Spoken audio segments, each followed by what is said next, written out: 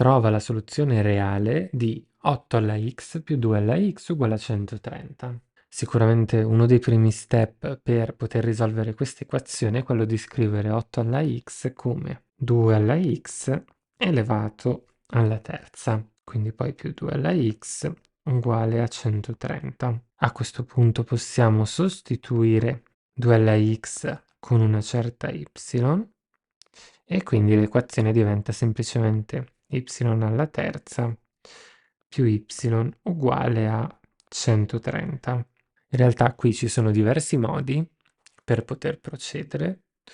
Ve ne propongo uno. Io vi propongo di riscrivere il 130 come 125 più 5.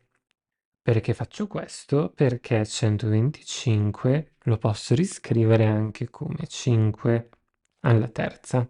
Quindi se porto tutto a destra e riordino un attimo, ho che y alla terza meno 5 alla terza più y meno 5 è uguale a 0. Guardo i primi due addendi come differenza di cubi e io so che vale questa formula. A alla terza meno b alla terza è uguale ad a meno b che moltiplica a quadro più ab più b quadro. Quindi riscrivo i primi due addendi come y meno 5 che moltiplica y quadro più 5y più 25 e poi più y meno 5 uguale a 0. Raccolgo chiaramente y meno 5 che moltiplica y quadro più 5y più 25 più 1, quindi lasciatemi scrivere direttamente più 26. Quindi dobbiamo risolvere sia y meno 5 uguale a 0, che chiaramente è la più semplice, che y quadro più 5y più 26 uguale a 0. Dalla seconda calcoliamoci il delta, ho 5 al quadrato che è 25 meno 4 per 26, che non sto a calcolare, tanto è minore di 0, il che vuol dire che le y che risolvono questa equazione di secondo grado sono due numeri complessi. E in questo caso noi non siamo interessati a numeri complessi. L'esercizio ci chiede la soluzione reale, ok? Quindi possiamo anche trascurarla questa. Se volete per esercizio provate a trovare questi due numeri complessi, scrivetemeli nei commenti e poi li commentiamo insieme.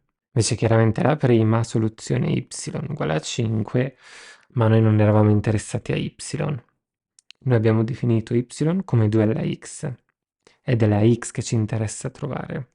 Adesso per ricavare la y abbiamo tanti modi: prendere il logaritmo in base 2 ad entrambi i membri, oppure utilizzare semplicemente la definizione del logaritmo.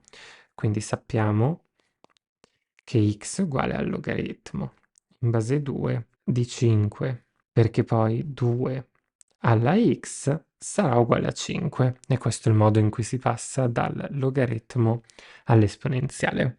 Quindi x uguale al logaritmo in base 2 di 5 è la soluzione della mia equazione. Io ti ringrazio per aver visto questo video, spero ti sia stato utile.